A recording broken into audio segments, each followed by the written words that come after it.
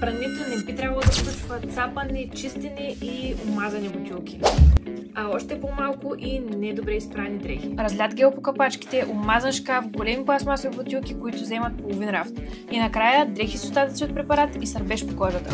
Но виж това, ще сложим нашата перилна кърпичка и капсула в студена вода. Кърпичката започва да се разтваря веднага, а капсулата все още стои. Това виждат и дрехите ти в пералнята. EcoWave се разтваря напълно, не остава следи и е изцяло на растителна основа.